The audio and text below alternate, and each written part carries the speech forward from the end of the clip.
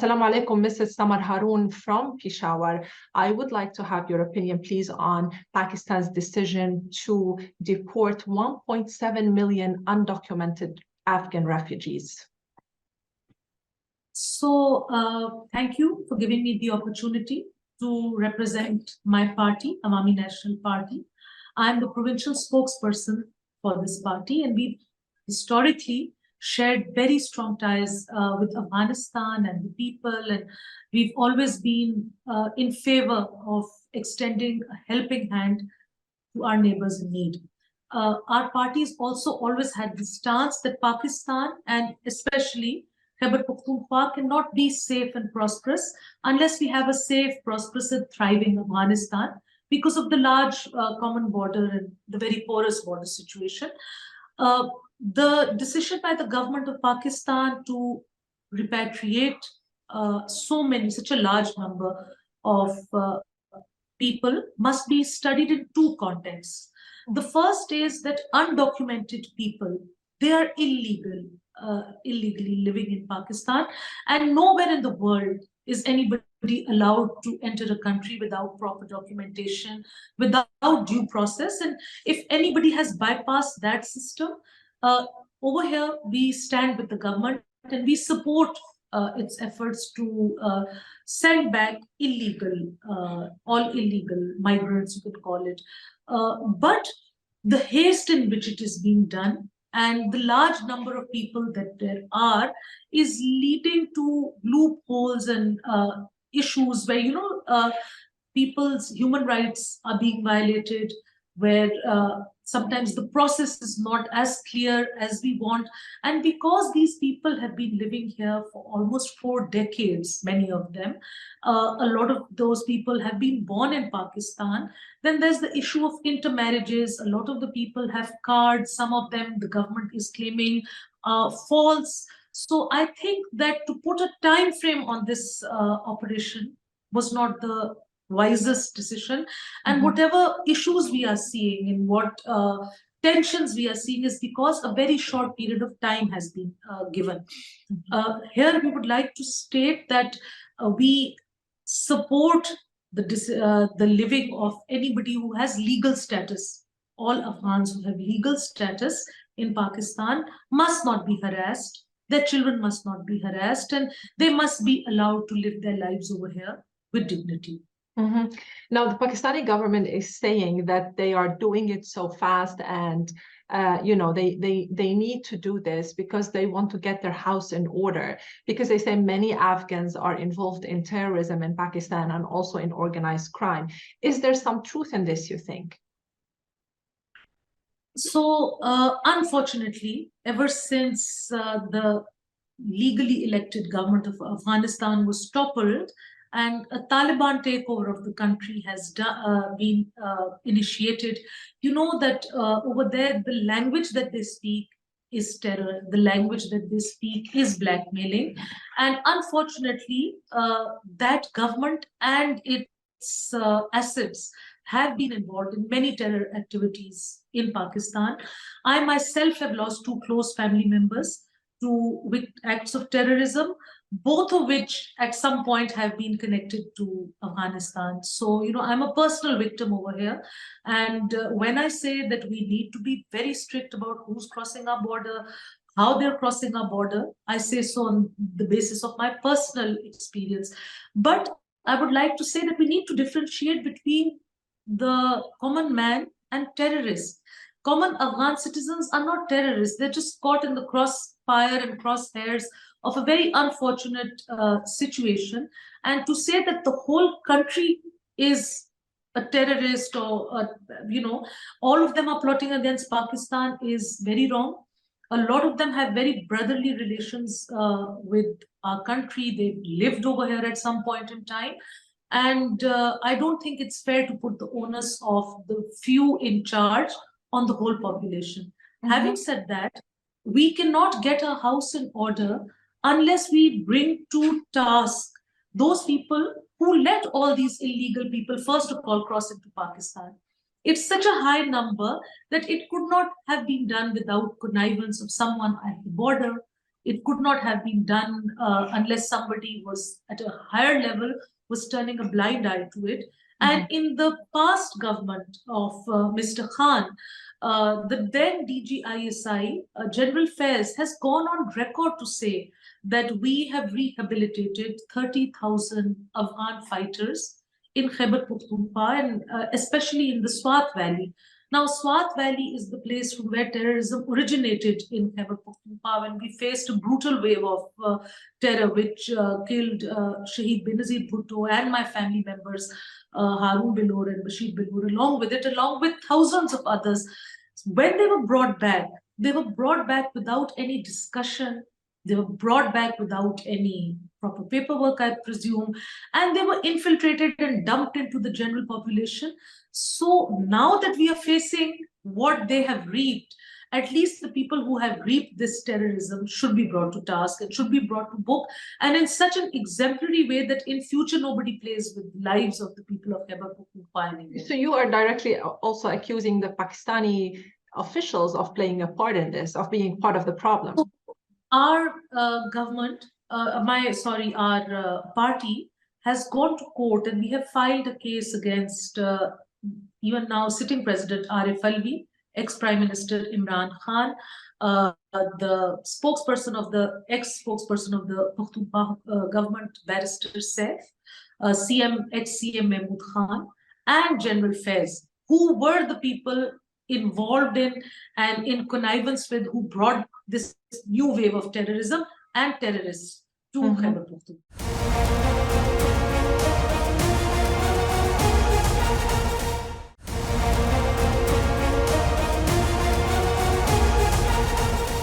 You spoke about personal loss, and I would like to point to our viewer that you actually lost your own husband to an attack by the Pakistani Taliban in 2018. So you have a personal experience, but obviously you also realize that there is also a huge terrorism problem in Pakistan. How do you think is the best way to deal with this?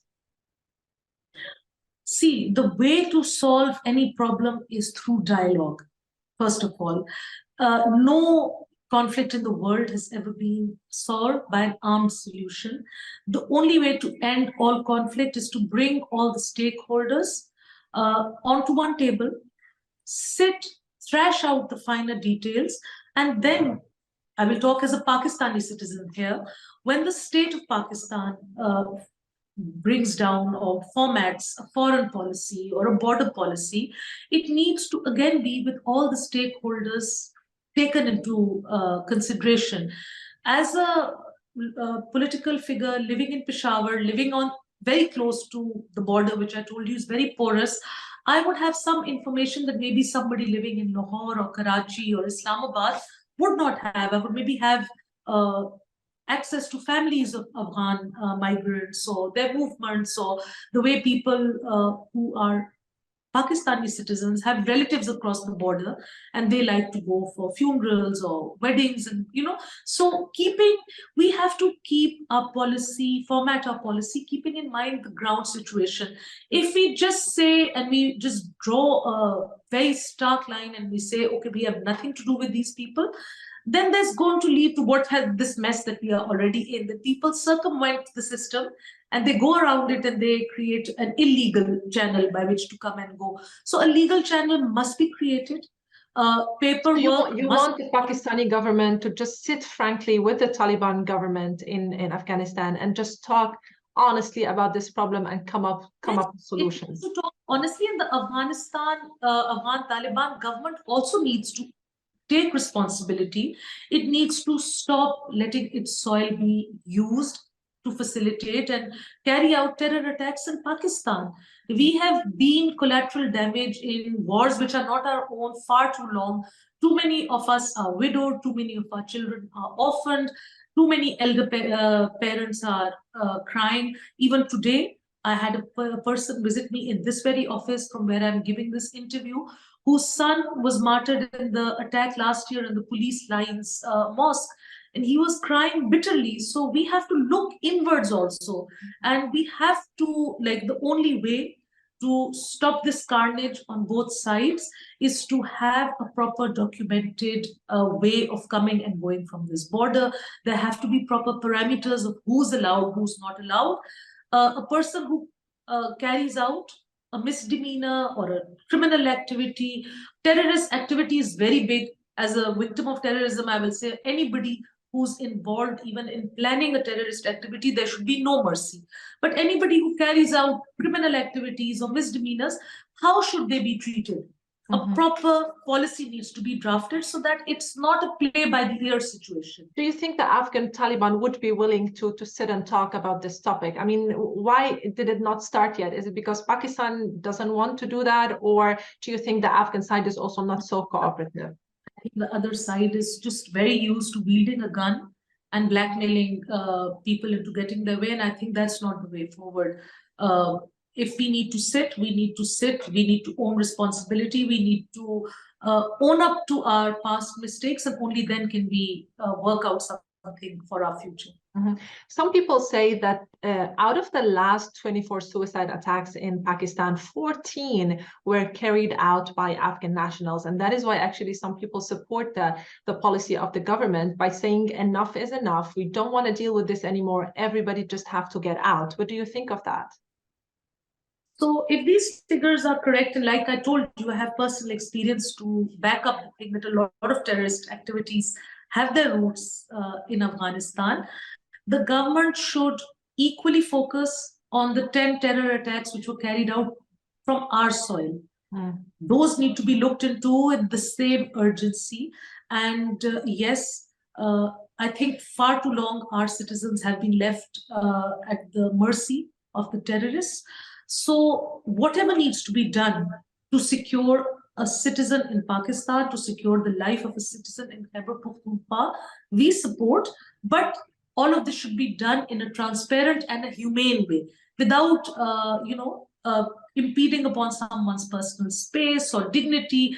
And again, like I said, if the time frame was slightly more extended, I think there would be a lot more transparency and a lot less personal rights violations as we are seeing nowadays. You spoke about one of the citizens who came to your office, and you spoke about personal loss to terrorism. Are you personally safe? Are you under threat currently by what is going on? Yes, I am. I am continuously under threat. My young son, who has nothing to do with politics, has received threatening phone calls, very gruesome, with very gruesome details, and unfortunately from someone based in Afghanistan. The number was traced back to Afghanistan. I try and carry out my political activities with as much security as is possible. But as a female elected representative, I'm a person who's contested a general election and plan to contest in the upcoming election. I can't not go to my constituency. So that does leave me open to risk. But unfortunately, that is what part of what entails being a politician in Khyber Pakhtunkhwa nowadays. Unfortunately. What is your party doing specifically to help those people who are being deported? So our party, because we are in the midst of an election campaign and we are on the media, plus we're in the middle of our election rallies, we are daily taking up the cause of the Afghan nationals and of their human rights violations, about the girl children who are being sent back to a place where they cannot continue their education. And point by point, we are trying to highlight that there needs to be a little bit of difference between this people's situations, how people should be treated as people. Their case needs to be studied individually, and people should not just be all boxed in and sent across the border like cattle. But like I said, we want to support the government initiative also. Our role is that we bring to light, we bring to the public eye whatever we feel the shortcomings in this repatriation process, and we are doing it on a daily basis. Our hope is by this that the people who are carrying out the process will hear our voice and will change whatever is the issues and the circumstances in which they are being carried out. And the Afghan citizens, because now there is some kind of stability in Afghanistan. I mean, the Taliban is in power and things. kind of civility more or less. Sorry. I don't think there's any kind of civility in Afghanistan. 50% of the population is deprived from their right to work. It's deprived from their right to education. People are stranded without doctors. People are stranded. This is what I wanted to ask you about. The Afghans who refuse to return, what kind of reasons are they giving, and what kind of category is the most vulnerable? Are we speaking mainly about women and children who are scared to go back, or is it even a wider problem? No, it is a wider problem. Nobody wants to leave a place where they have been entrenched. But having said that, there is no country in the world which will accept refugees or foreign nationals who have no documentation. The people who were living in Pakistan, there are many, many more Afghan citizens who are registered with NADRA, registered with the national database, and who are continuing to live in Pakistan, and they're not being chased out, or they're not being asked to leave. So the ones who don't have this paperwork also had and have the option to register themselves with the database. And I think, like I said, there is no country in the world that will let anybody be there without any relevant documents. Thank you so much for your time, Ms. Samar Harun. Thank you.